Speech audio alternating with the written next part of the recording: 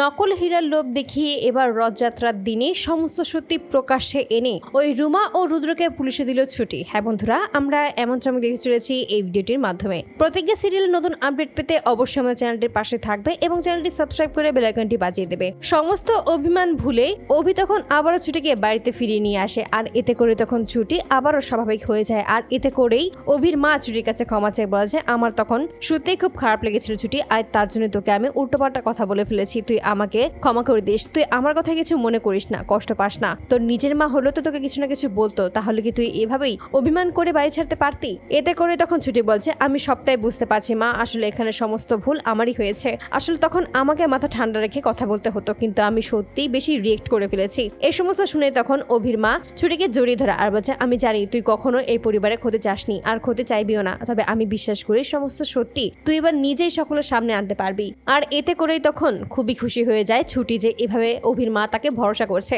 আর তারপরে দেখা যায় যে একবার ছুটি আর অভি তারা দুজনে মিলে চলে আসে ওই আশ্রয় বাড়িতে, এবং সেখানে এসে একটা গুপ্তধনের সন্ধান পায়, সেখানে অনেক হীরাও রয়েছে। আর ঠিক তখনই ছুটি খুব ভালোভাবে বুঝতে পারে যে আসলে এই হিরে নেওয়ার জন্য এই আশ্রয় বাড়িটা দখল করার চেষ্টা করছিল ওই রুমা কাঞ্জিলাল এবং রুদ্রপ্রসাদ কাঞ্জিলাল। তবে এবার যেভাবেই হোক না কেন এই হীরের লোভ দেখিয়ে এই সমস্ত সত্যিটা প্রকাশ্যে আনতে হবে। ঠিক তখনই নকল একটা হীরা নিয়ে চলে আসে রুমার কাছে, আর ঠিক তখন বলছে, আমি তোমাকে এই সমস্ত দিয়ে দেবো, তবে তার আগে তোমায় বলতে হবে যে আসলে এই সমস্ত কাজ তুমি করেছো, তাই না? তুমি শুধু নিজের মুখে একবার স্বীকার করো। ঠিক তখন বলছে, তোমার কি মনে হয় যে আমি এখানে স্বীকার করব আর তুমি সমস্ত কিছু বুঝে ফেলবে, জেনে ফেলবে? তবে তুমি যে জানো সেটা জেনেই বা কি হবে? আমাকে বলতে পারো তোমার কাছে কোনো প্রমাণ নেই। তবে হ্যাঁ, তবে এটা যেহেতু তুমি জানতে চাইছো আর এটা জানার পর যেহেতু তুমি কথা দিয়েছো এটা আমাকে দিয়ে দেবে, বেশ, তাহলে এবার আমি বলছি, হ্যাঁ ওই খুনটা আমি নিজেই করেছি, আর তোমার বাবা দেবদত্ত রায়কে আমি নিজেই ফাঁসিয়ে দিয়েছি। এখন তুমি কি করবে? কোনোভাবেই তুমি এটা প্রমাণ করতে পারবে না যে ওই খুনটা আসলে আমি করেছিলাম। এই সমস্ত বলে হাসে। ঠিক তখন বলছে, এবার আমার কথা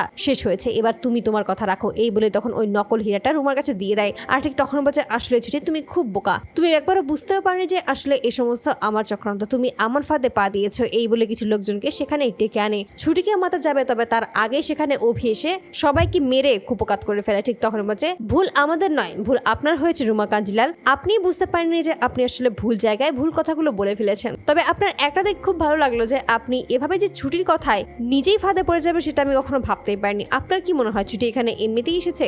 এই বলে সমস্ত কিছু বলে দেয় এবং তারা যে সমস্ত কিছু ভিডিও করেছিল, প্রমাণ রেখেছে, সেই সমস্তটা তুলে ধরে। আর ঠিক তখনই পুলিশকে সেখানে ডেকে আনে এবং পুলিশকে দিয়ে অ্যারেস্ট করায়। আর ঠিক তখনই আসল হিরে বের করে বলছে, তোমার কাছে যেটা সেটা হলো একটা নকল রুমা কাঞ্জিলাল, আর তুমি এতটাই বোকা যে তুমি একবারও বুঝতেই পারোনি আমি তোমাকে একটা নকল হিরে দিয়েছি। তো বন্ধুরা, তোমরা কি চার জন্য এবার এভাবে ওই নকল হিরের লোভ দেখিয়ে যেন রথযাত্রার দিনেই সমস্ত সত্যি এবার প্রকাশ্যে আনতে পারে ছুটি এবং ওই রুদ্রপ্রসাদ এবং রুমা কাঞ্জিলালকে পুলিশে তুলে দিতে পারে? অবশ্যই তোমরা তোমাদের মতামত কমেন্ট বক্সে জানতে ভুলো না। ধন্যবাদ।